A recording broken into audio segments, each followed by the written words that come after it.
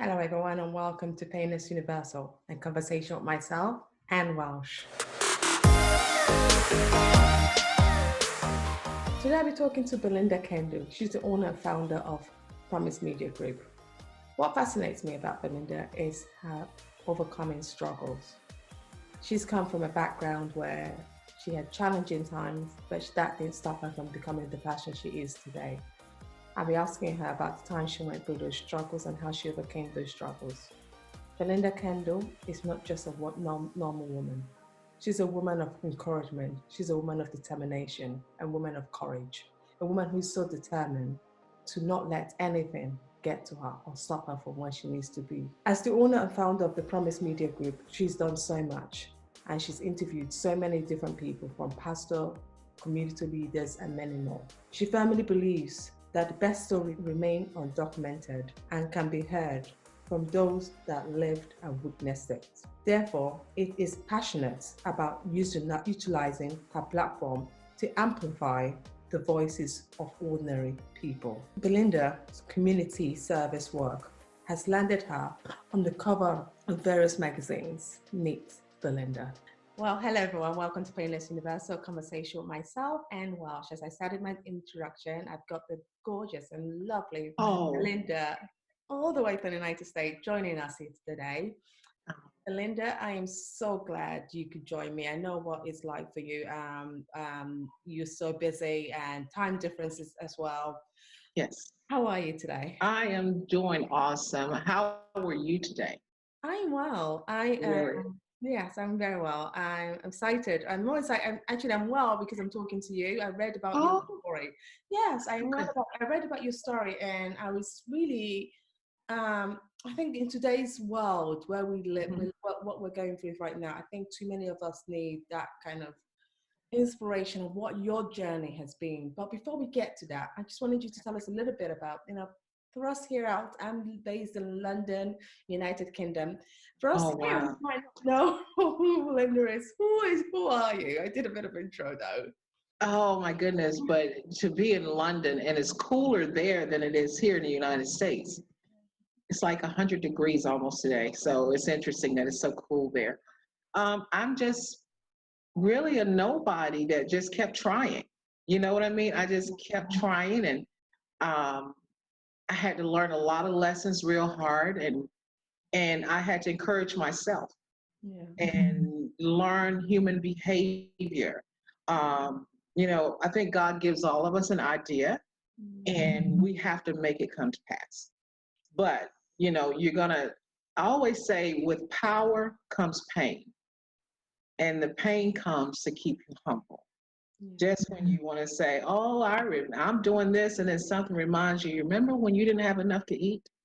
You remember when this happened to you? So I always say, with power comes pain, but it's the equalizer. I love that because for me, with chronic illness all my life, although I've been also blessed on one part of my life, and Mhm. could be have a great husband, everything has just been easy, but I'm always grounded. I'm always brought back to life when See? when I look at Uh-huh. my pain, my chronic illness Yes, thing. That always brings me, but it draws me back and saying, remember when you were that person? exactly. That absolutely does keep me going. Um, Yes. when I read an article about your story before we even get to Mhm. the side, your story about your life, about where you came from. Could you just tell us a little bit about why you share that story? You share that whole story in that article. So a lot of people, when the article came out years ago, a lot of my friends said I wouldn't tell that. Don't tell people that you went through that. And I said that's the problem with the world today. Mm. We're not being transparent enough. You know, Sometimes we have one word that can make someone go to sleep at night. And what I mean by that, there are people that are dropping to their knees every night praying for an answer you have. But sometimes we let pride get in the way because I don't want you to know I struggled. I don't want you to know I went through that. So then our fellow man suffers. And I don't think that's fair. I Mm. really don't. Because a lot of things that we feel like are embarrassing or shameful or we don't want to talk about, it's really God allowed us to go through it and come out on the other side so we can pull somebody else through. But because of pride, we're like, I'm just not going to talk about it. I just want you to think I had it together all my life. That's not fair. That's not fair. That's why I told the story.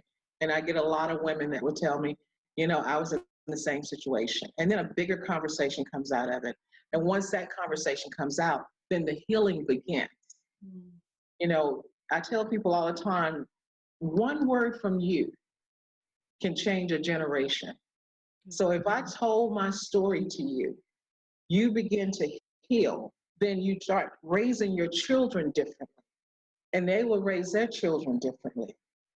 The whole generation, all because they needed one word from you. So don't, sometimes it's hurtful, it's embarrassing. People will slander you with it. People will mock you and label you.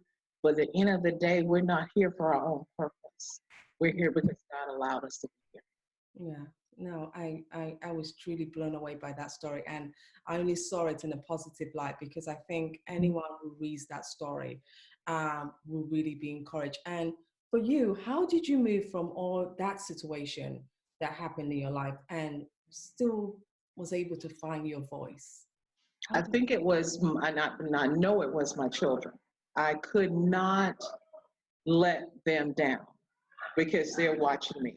The reason I left an abusive marriage, because I never wanted my daughters to get married and take that from their husband and say, well, that's what mom took. That's what we're supposed to do. That's that whole change in a generation. Or get a phone call from my son's wife and said, he's hitting me. Sometimes we have to sacrifice our comfort. We have to sacrifice the things we want in life for our children, because God said children are a gift from me.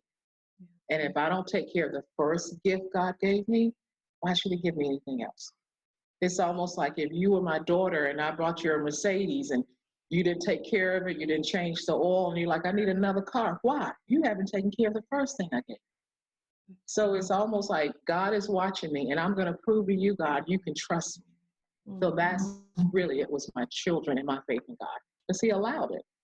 Yes, yeah. And then how did that let you transpire yourself? I say, okay, you've now told the story and you're going through this difficult phase in that when you decided to let go. Because I think the biggest challenge anyone goes through, any human being, is deciding to enough. That break, saying to yourself, enough. How could you give someone courage if they're going through that, that circumstance? How would you give someone that courage today watching this to say, what, let go, you could do it? Okay, so at first I'm going to let you know I'm fanning because I'm traveling and they put me in this conference room, but there's no air. But the courage I would give them is that let's go back to the fact that you was made for a purpose and a reason.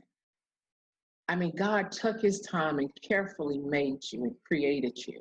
He knew you before you was formed in your mother's womb. And this is not it. This is not it. If you really think God took his time to create you, for you to be in a situation that's abusive or very negative, I mean, verbal abuse is just as bad as physical abuse. Yeah. I don't remember the hits as much as I remember the words that were spoken to me. Now think about that. Do you ever think about when you got a spanking as a child?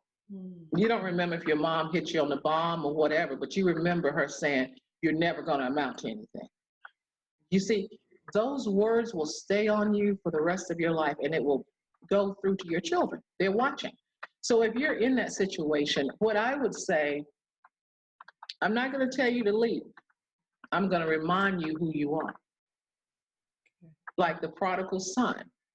Nobody told him to go home. When he was at his lowest point, he said, wait a minute. My father is wealthy. I'm a king's kid. When you are reminded who you are, certain things you just stop. It's like when a woman knows her value, she stopped giving discounts. Know your value.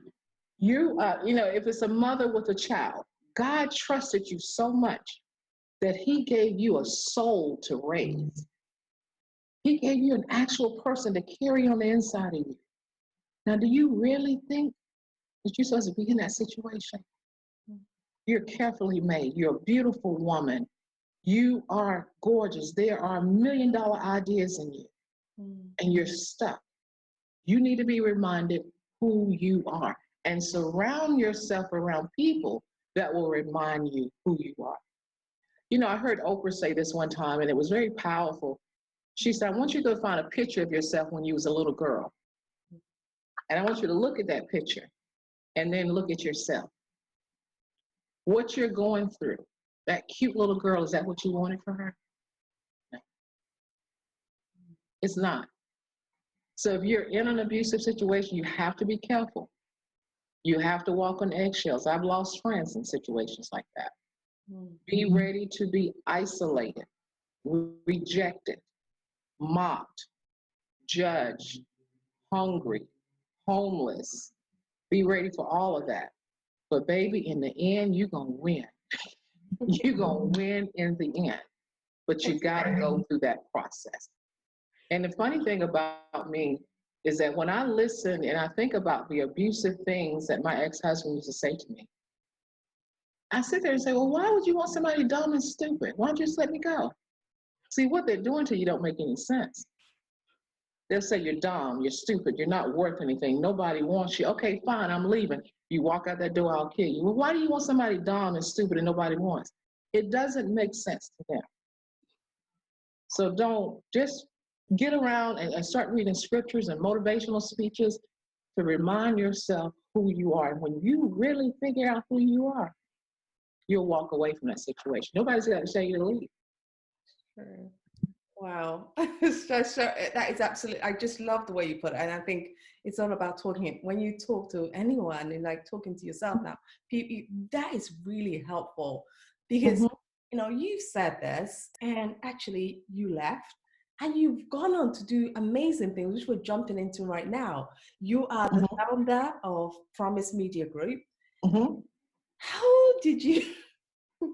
I'm really honored by this. How did you do that? How did you go on to be a founder? You know, it's so funny. I used to do radio, and you know, radio, it's like the 4 seasons. It only lasts for a little while, and then you got to find something else. And then I went into sales and management. I was an executive sales and management, and then I got a chance to do radio again, and then something else happened. And one day I said, you know what? You know how you sit there and talk to yourself. You know what? I don't want a piece of the pie no more. I want the recipe to the pie. And so when I said that, that's when I got on the computer, radio stations for sale, TV stations for sale, and I met so many people. Then I find out that as African Americans, we don't own a lot of the media. So I met a wonderful guy, Mr. Wayne, down in Houston, Texas. He has a digital station. And he said, you want to do this one day? And I was like, yes, sir, I do. He said, I'll sell you all day Sunday. You book it. You figure this out. And then the more you figure it out, you buy a little bit more. Then I met a guy who said, I want to own radio stations. And he said, okay, we're going to have a conversation. And that's what's going on now. But my attorney said I can't really talk about a lot, but we're working on that now. So it's like, how can I say this? It's like overnight. And then everything makes sense. And I remember when I was talking to the guy that I wanted to buy some stations from, he said, why do you want to do this? I said, I'm a divorced mother. I'm single. The Bible says a man leaves an inheritance for his children's children.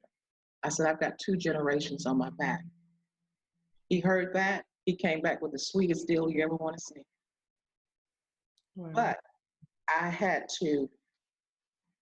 I'm going to give you a good example. Remember David, if you ever read Psalms. Yeah. David ran from Saul writing Psalms. That's why some scriptures were like, Lord, I love you. And then other scriptures like, why have you forsaken me? But he learned to deal with people at all different levels. And then he went on to be king. And he's known as one of the greatest kings that's ever lived. So when you're in that situation where you're being rejected or this is not working out, and now you got to deal with these people and that people, you're in training for greatness. What you're in training for, London School of Economics couldn't even begin to teach it. Harvard couldn't write it, And Princeton can't even speak on it because you got a front row seat and you're learning to deal with people. When this thing is over with, you can sit on the ground with a homeless person and have a productive conversation and dust yourself off and go sit at the table with the governor because you've been in training. There's no wasted time. Everybody you meet, you have to learn something from them.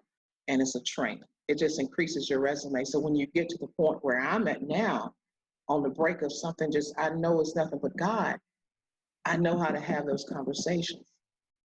Because when you've got babies and you're living in hotels and you're cooking dinner, telling kids you're on a diet, you learn to deal with people in every level. Did that help your conversation when you on this Promise Medium? Did that help your, because you had some very interesting guests. So could you tell me some of any inspirational stories, and did your own, who you were, what you've seen, did that help your stories become more understandable with the people you were interviewing?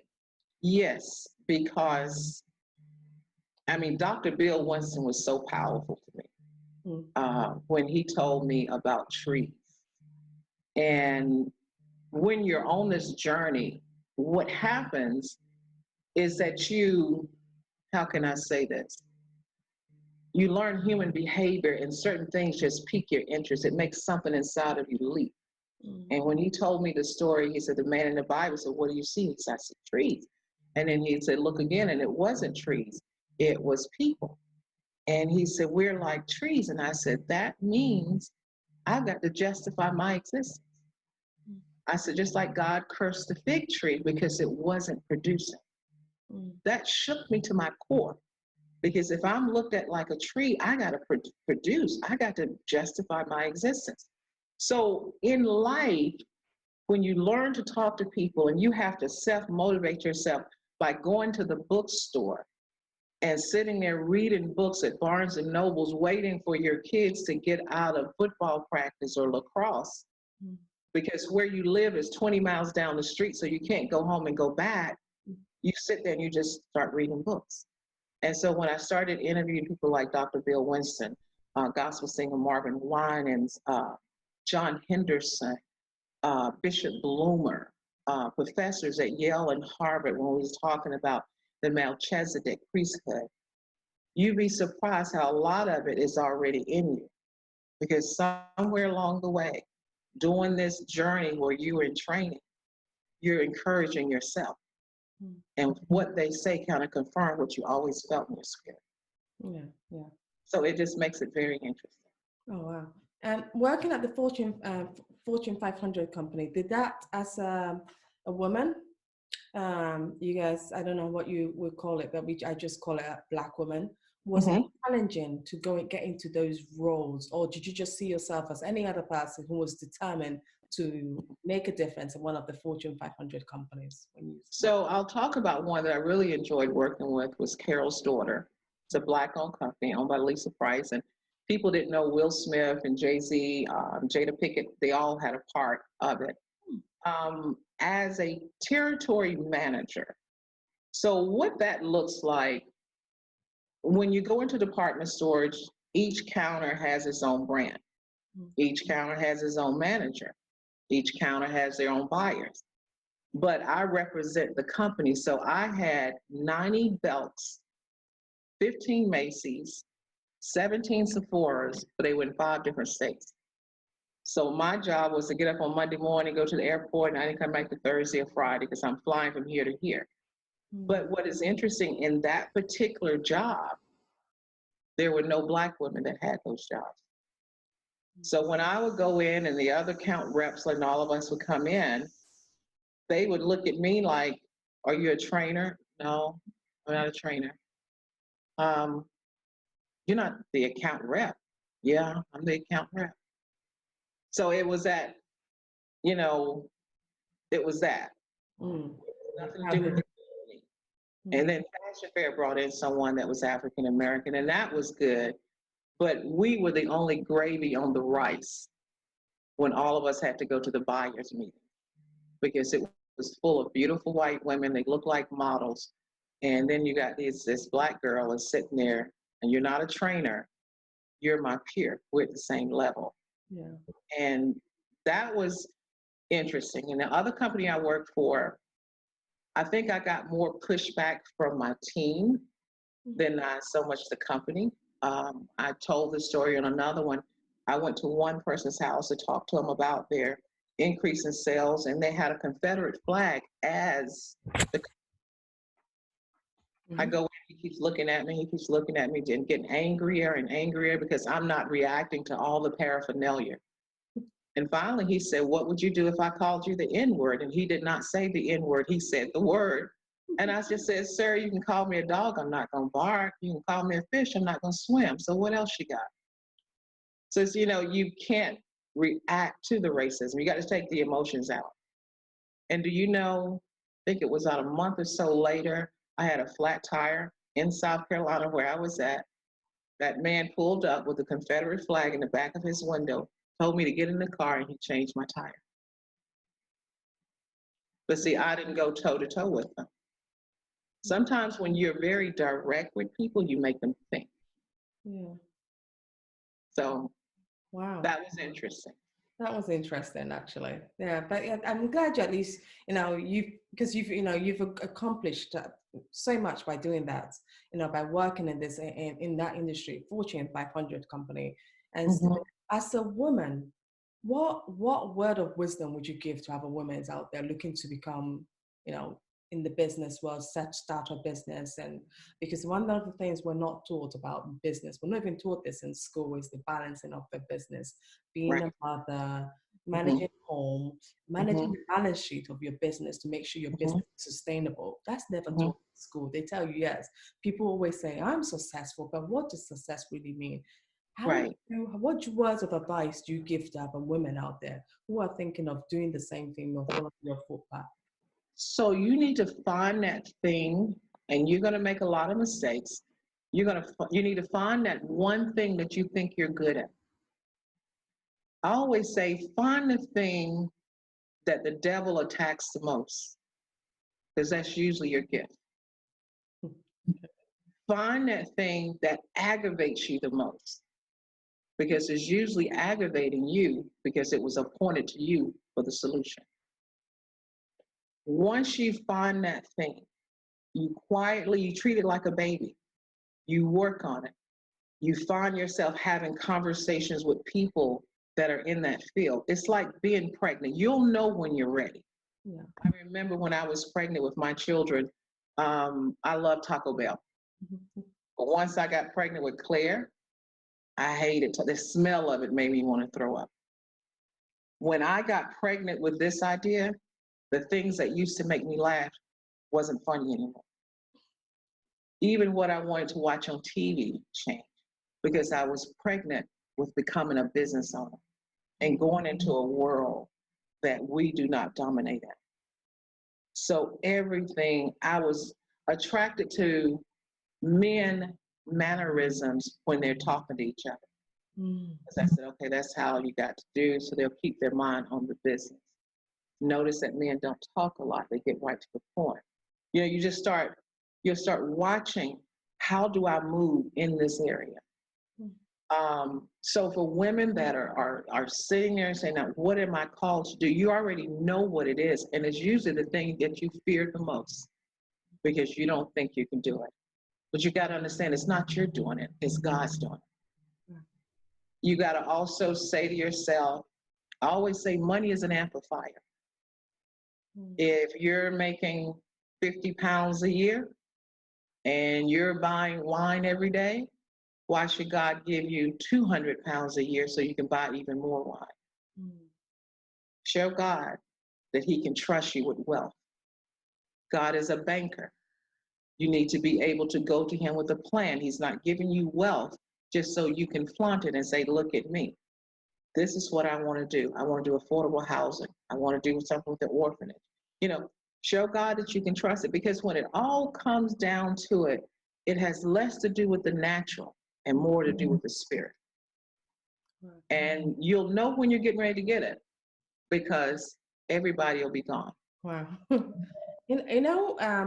One other thing I was reading in your article is about surrounding yourself with positive people, especially people who Mhm, remind you who you are. mhm. Um, could you tell me an instant on why you're so particular about that phrase, surround yourself with people who remind you of who you are? Why is that such a powerful phrase to yourself? Because people have been destroyed with the words of others. Mm, People are in a prison that was built by the negative words of other people. Um, if I told you, you know, you're not white, you can't do it. You're not a woman, you can't do it. And you know what? You are disobedient, you don't listen, nobody likes you. All of those words are stored in you. So mm, when you get in front of a person that you can make a deal, what is the devil going to do? You're a woman, you're stupid, you're dumb. All of that will replay back mm, in your head. So you need to surround yourself with people that will encourage you because you already know what's wrong with you. You know, we already know what our faults are. We already know where we mess up. Get around people that can tell you what's right with you and not what's wrong with you. Because you get around people that tell you what's right with you, it's like a child.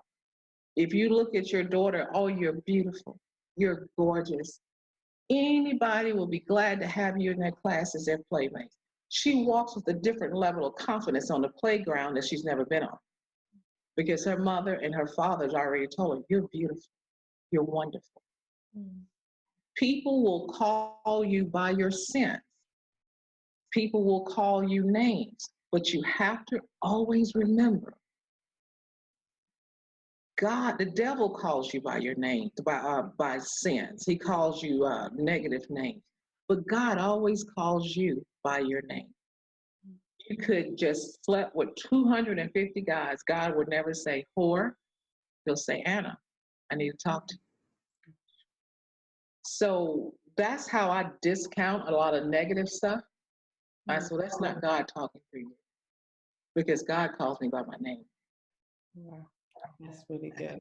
So when you get pumped up with that, you can walk into any environment because you've been around people saying, you know, you can do it. And some people would say that's arrogant, but look at the soccer players. They sit in the locker room with music going, yes, I can do it. I can do it. They're hyping themselves up.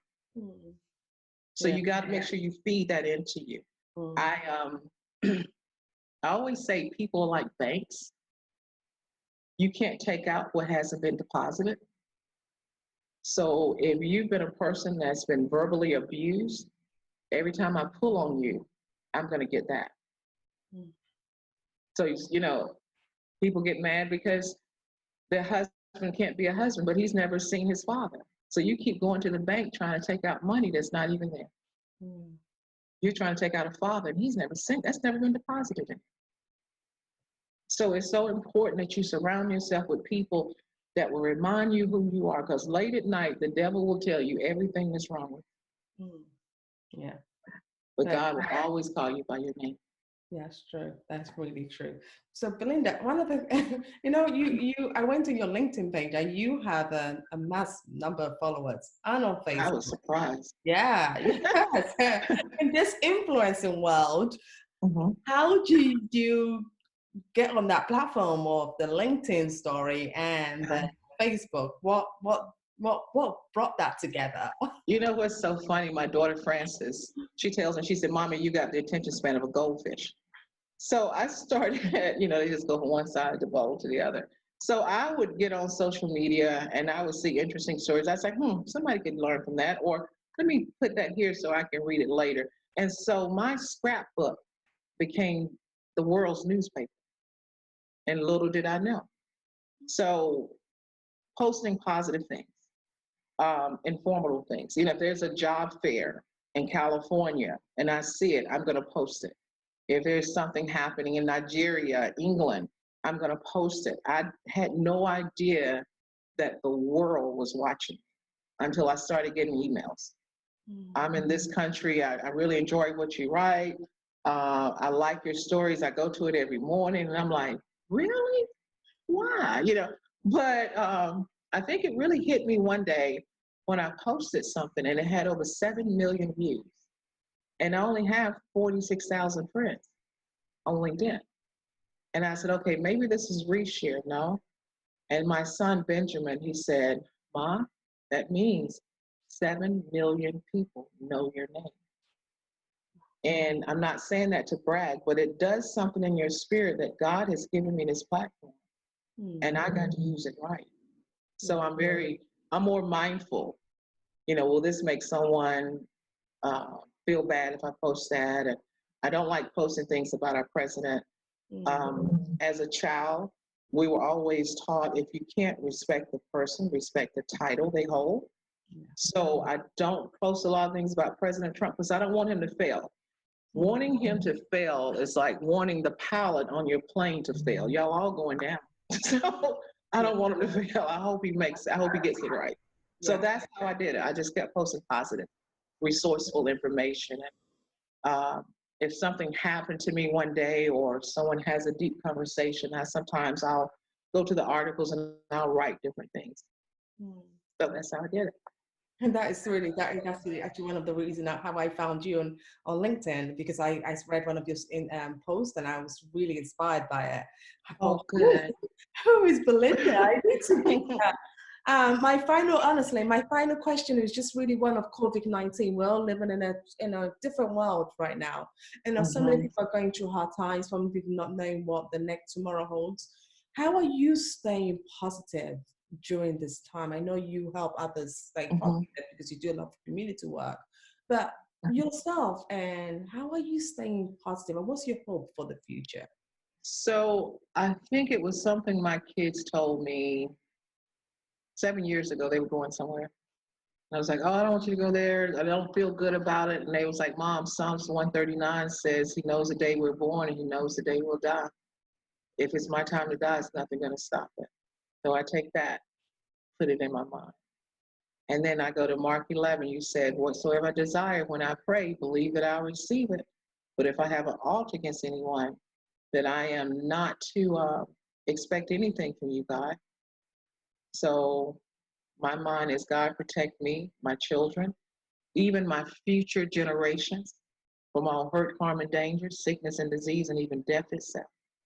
Cover us with the blood. So now you've got to answer that prayer, because I've forgiven everybody that's done anything to me. It's really a mindset. It's a mindset of all I got is prayer. That's all we got. I mean, there's no vaccination. There are people that have gotten it. And one lady, I read an article, she quarantined herself for 4 weeks, did not come out of the house, brought enough groceries for 90 days, and she got COVID. How? So you see, it's all you got is God. And as a mother, we tend to pray a little deeper because we know that's all we have. So when I put in my mind, the day I was born, the day I was die, the day I would die, and whatsoever I desire when I pray, and I pray my prayer, protect us from all hurt, harm, and danger, sickness and disease, and even death itself. That's all I got. Have not been sick. Did lose some family members in DC. My niece, my nephew, and their mother all died within a 30-day period of COVID. Wow. So you're looking at that, but God said, don't be moved by what you see or hear. And I'm like, okay, all right, Psalms 139, the day I died, I guess that was the day that I you do get kind of panicky, but God still survived. We still survive. Yeah. So that's how I deal with it, spiritually. That is true. I think it's just not much we could do about it. You're really right. There isn't a vaccination out there. The only thing we could do is live by the rule and just, pray. Really hope that this doesn't come. And even if it does come to you, even if it does come to one, that your body has the energy and willingness to fight it. Exactly. It's not your time yet. I really agree with that, because there's not much one could do. There's nothing you can do. We might have to even learn to live with it, because we can't kill the economy. Exactly. And you just have to say, okay, it is what it is. Yeah. And God allowed me to be alive in this season, so I must be strong enough. Yeah. But we have to also look at the other thing that's happening now. We had the situation with Mr. George Floyd. It was so sad. Yeah. And every time I look at the media and saw the protesting, I would start crying. And my daughter was like, "Are you crying because George Floyd has died or people are fighting?" I said, "No, I'm crying because I see Black people, white people, Asian people, Indian people. We're all coming together." Mm. I said, "You don't know how powerful that is to turn on the TV in Germany and you got all these white people in the street saying Black lives matter." So this is another tidbit for people that want to start a business. This is a hard time for us, but we need to take the emotions out. We got companies' attentions now. They're like, "You know what, y'all been done wrong. This is the time for you to present your business plan," because they can hear.